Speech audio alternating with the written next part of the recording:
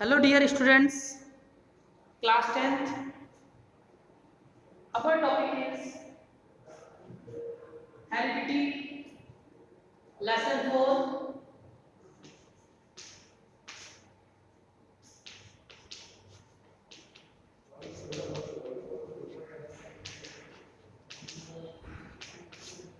As you know that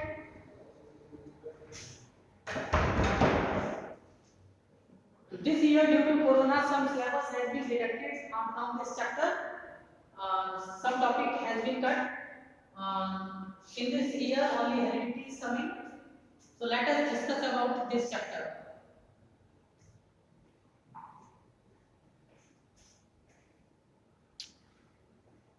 Genetics. The study of heredity and variations is called genetics. What is genetics? The study of heredity and variations is called genetics. The father of genetics is Gregor John Mendel. अक्सर ये एक number में ये question पूछा जाता है. Who is known as father of genetics? Gregor John Mendel. और इन्होंने जो अपनी स्टडी की थी वो गार्डन पीपर.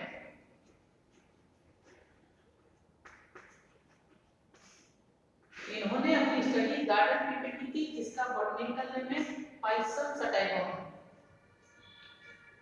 Reason for choosing garden pea, इन्होंने गार्डन पी को ही क्यों चुना? इसके कुछ रीजंस हैं. First reason is short life cycle. जो इसकी लाइफ साइकिल है गार्डन पी की वो बहुत शॉर्ट है. इसकी कई जो स्पीसीज है इसकी कई जनरेशन की स्टडी की जा सकती है शॉर्ट लाइफ साइकिल होने की वजह से. Large number of seeds produce. Garden pea में बहुत ज्यादा मात्रा में सीड्स प्रोड्यूस होते हैं तो जिसकी वजह से इनकी स्टडी करना, इनको ग्रो कराना आसान होता है. Next point is self pollination.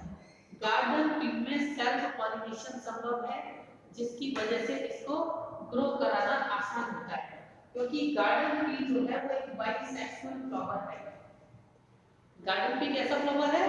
Bisexual flower. Means एक ऐसा फ्लावर जिसमें मेल रिप्रोडक्टिव पार्ट और फीमेल रिप्रोडक्टिव पार्ट दोनों पाए जाते हैं उसको कहते हैं bisexual flower.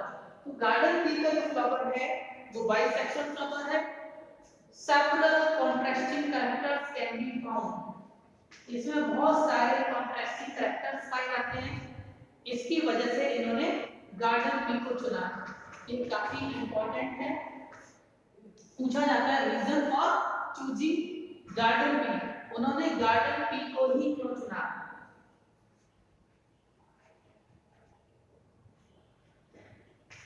Why Mendel chose garden pea for his experiment?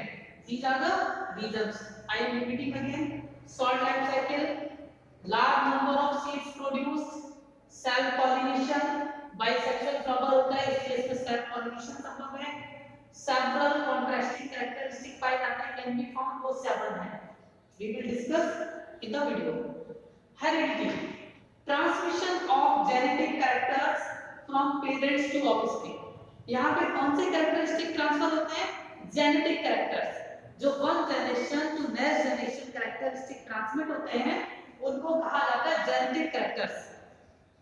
जैसे Sachin Tendulkar is a very good cricketer but उनके ये जो कैरेक्टरिस्टिक्स हैं वो उनके बच्चे अर्जुन तेंदुलकर में ट्रांसफर नहीं हो सकते क्योंकि वो एक्वायर्ड कैरेक्टरिस्टिक्स हैं.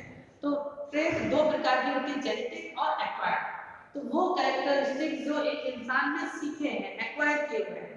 किसी को स्विमिंग आती है तो उसके बच्चों को स्विमिंग नहीं आएगी. जरूरी नहीं कि वो बच्चे जन्म से ही सीखें, वो उनको सीखनी पड़ेगी. अगर सीखेंगे तो सीख जाएंगे. तो what is heredity? Transmission of genetic characters from parents to offspring. Offspring means बच्चों में. जो पेरेंट्स से जो उनके कैरेक्टरिस्टिक जेनेटिक कैरेक्टरिस्टिक्स बच्चों में ट्रांसफर होते हैं इसको हम कहते हैं हेरिडिटी. नेक्स्ट है वेरिएशंस. ये वर्ड आगे यूज होंगे इस चैप्टर में. Differences in characters of parents and offspring. Differences in characters of parents and offspring. अब जो ऑर्गेनिज्म सेक्सुअल रिप्रोडक्शन से प्रोड्यूस होते हैं उनमें कुछ वेरिएशंस, कुछ विभिन्नताएं पाई जाती हैं, वो बिल्कुल अपने पेरेंट्स की तरह नहीं होते हैं। इन विभिन्नताओं को, इन डिफरेंसेस को ही वेरिएशंस कहा जाता है। इंपॉर्टेंस ऑफ वेरिएशन, ये वेरिएशंस की इंपॉर्टेंस क्या है? ये वेरिएशंस ही हैं जो एक लिविंग बीइंग में उसके सर्वाइव करने के लिए बहुत आवश्यक होते हैं। तो we will discuss first point is it is the basic of heredity. जो वेरिएशन है वो हेरिडिटी का बेसिक है। It is the basis of heredity. Next point is it is the basis of evolution also. जो variation है, जब ये variation एक जनरेशन टू जनरेशन एक्यूमुलेट होते रहते हैं तो एक न्यू ऑर्गेनिज्म का इवोल्यूशन होता है। इसी प्रोसेस को इवोल्यूशन कहते हैं। Evolution of new organism from the existing one is called evolution. तो इवोल्यूशन एकदम नहीं होता, इसको होने में कहीं एक लॉन्ग समय लगता है, एक ग्रेजुअल चेंजेस होते रहते हैं एक ऑर्गेनिज्म में, और जब बहुत सारे चेंजेस इकट्ठे हो जाते हैं तो एक न्यू प्रकार का ऑर्गेनिज्म डेवलप होता है, जिसको कहते हैं इवोल्यूशन। नेक्स्ट है increase the chance of survival. Increase the chance of survival. ये जो वेरिएशंस हैं एक इंसान को उसके बदलते हुए सराउंडिंग एनवायरनमेंट में सर्वाइव करने में हेल्प करते हैं। ये वेरिएशंस ही हैं जिसकी वजह से एक पर्सन डिफरेंट डिफरेंट कंडीशंस में, सराउंडिंग्स में अपने आप को एडेप्ट कर पाता है। नेक्स्ट है कॉजेस ऑफ वेरिएशंस। वेरिएशन के कारण क्या है, किन कारण से ये वेरिएशंस होते हैं? तो first cause is mutation. Variation का पहला कारण है mutation. Second reason is recombination और क्रॉसिंग ओवर। रिकॉम्बिनेशन और क्रॉसिंग ओवर ये सेल डिवीजन के समय, जब सेल डिवीजन होता है उस समय होता है। और next is random mating. Random mating जब एक पर्टिकुलर एरिया का ऑर्गेनिज्म किसी दूसरे एरिया के ऑर्गेनिज्म के साथ जाके मैटिंग करके न्यू ऑर्गेनिज्म प्रोड्यूस करता है, तो उससे भी वेरिएशंस कॉज होते हैं। तो दिस इज रैंडम मैटिंग। यानी कौन-कौन से कारण हुए, कॉजेस क्या हुए? First cause is mutation, second is recombination जिसको क्रॉसिंग ओवर फ्रॉम ये सेल डिवीजन के समय इस चीज से रिकॉम्बिनेशन उस समय होता है, और ये random mating. These are the three causes. ये भी अक्सर पूछ लिया जाता है। अब ग्रेगर जॉन मेंडल ने जो पी प्लांट लिया क्योंकि उसमें 7 कॉन्ट्रास्टिंग कैरेक्टरिस्टिक पाए जाते हैं।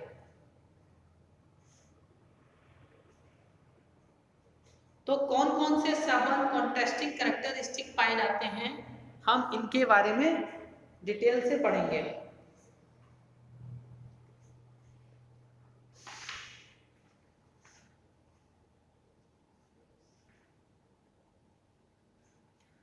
फर्स्ट कैरेक्टरिस्टिक इज ये ट्रेड, डोमिनेंट ट्रेड और रिसेसिव ट्रेड समझ लीजिए। वो ट्रेड जो फर्स्ट जनरेशन में शो होती है और दूसरे कैरेक्टरिस्टिक को के ऊपर हावी हो जाती है, उसको हम कहते हैं डोमिनेंट ट्रेड। हाँ जी, तो 7 कैरेक्टर्स हैं जो मेंडल ने ये प्लांट साइज और हाइट। तो इसमें जो डोमिनेंट ट्रेड है वो टॉल और रिसेसिव ट्रेड है ड्वार्फ। मींस जब हम एक टॉल प्लांट का क्रॉस ड्वार्फ प्लांट के साथ करेंगे तो फर्स्ट जनरेशन जो होगी उसमें सभी प्लांट टॉल होंगे और कोई भी प्लांट शॉर्ट ड्वार्फ नहीं होगा। यानी जो फर्स्ट जनरेशन में जो कैरेक्टर से होगा वो गया डोमिनेंट।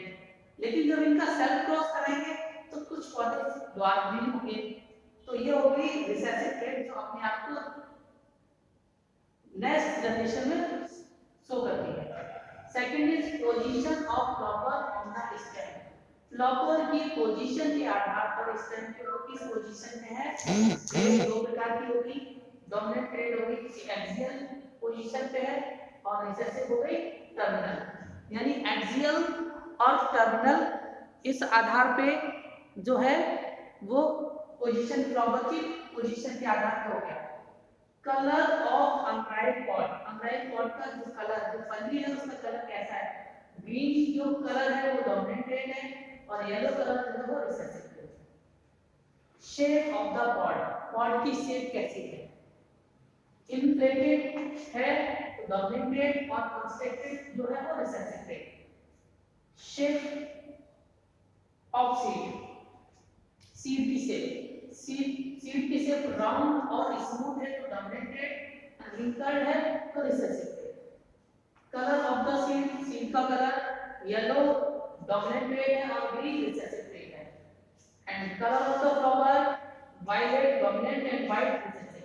ये डोमिनेंट ट्रेट और रिसेसिव ट्रेट ये आपको याद होनी चाहिए। अक्सर पूछा जाता है कि कौन सा जो है कैरेक्टर डोमिनेंट होगा, तो ये आपको याद करना पड़ेगा। ग्रेगर जॉन मेंडल जी ने इनके बीच में क्रॉस कराया, फर्स्ट जनरेशन में जो कॉन्टेस्टिंग ट्रेड्स के बीच में जब क्रॉस कराया और जो सीड्स प्रोड्यूस हुए, जब उन सीड्स को उन्होंने ग्रो किया तो F1 जनरेशन यानी जो कैरेक्टरिस्टिक सामने आए F1 जनरेशन वो डोमिनेंट थे, और जब उनका सेल क्रॉस करा के सीड प्रोड्यूस उनको ग्रो कराया तो जो सेकंड जनरेशन में कैरेक्टरिस्टिक्स दोनों निकल के सामने आए वो हो गए रिसेसिव। इस प्रकार उन्होंने डोमिनेंट और रिसेसिव ट्रेट को के बारे में बताया है, लेकिन आपको इनके बारे में ये याद करने पड़ेंगे कौन से डोमिनेंट है और कौन से रिसेसिव है। ठीक है,